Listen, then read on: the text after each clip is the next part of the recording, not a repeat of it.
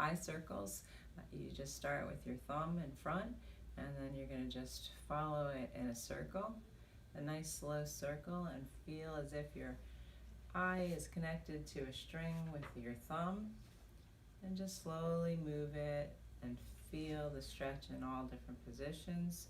Try to notice if there's any position where you see double or you feel a greater stretch. And you're going to do that for 3 to 5 rotations in one direction, and then you're going to do it in the other direction. Nice and slow. As you're watching your thumb, try to be aware of everything around you. Try to notice if the surround looks like it's moving or if it's just your thumb moving. Try to notice if you see double anywhere, if there's any pulling. Also notice if your thumb goes in and out of focus or if it stays nice and clear. You're going to repeat that with your other hand. Same thing, circles nice and slow, one direction for 3 to 5, then the other for 3 to 5. The other thing that I want you to do is just look straight ahead, and then I want you to rotate your head. So your head is going to go in a slow circle. Keeping that fixation, try to notice if it's more difficult in any position to keep your eyes on the target. Try to notice where it's double. If it doubles, that's okay, just notice it. See if you feel any stretch or pull on your eyes or your neck in any position, and then go in the other direction. And same thing, you can go in circles, counterclockwise, clockwise, 3 to 5 times each direction. Next exercise, you're going to be taking your thumbs, looking straight ahead. First, I want you to just fixate on one thumb and then move the other thumb out as far as you can, being aware of that thumb, and then just stop when it disappears, and then see how far you can move it in and out from that point to see if you can expand your awareness over there, and then bring it back.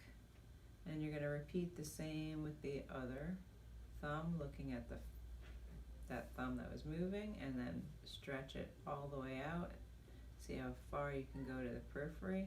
And you might want to notice if there's a difference, if your range is different on one or the other.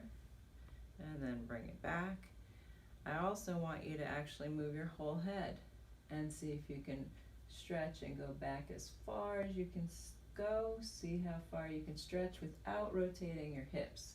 So there I just moved a little bit, but just come in to that point where your hips and feet are stable, and see if you can still be aware of that other thumb, and then bring it back. And then you're going to go to the other direction and see how far you can go out. Try to still be aware of that first thumb, and go just till you feel that stretch and your body wants to rotate. Don't rotate, just go to that point, then bring it back. And I want you to do that same thing, going side to side 3 to 5 times. After you complete this side and that side, you can also do it in the diagonals, so that you're going to be going up and moving your head all the way up into that position, and then back down, and then you can go down the other way if you'd like, and then back up.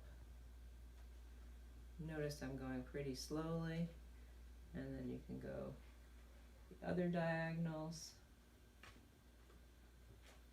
slowly back up, and then the other direction, moving that whole head, getting a nice stretch. And you're going to notice if there's any difference with any position. You can also do in between diagonals. So think of the clock fixation. If you're looking at each point, see if you can do that same pattern, moving your head, following your thumb in each of those, and also up and down.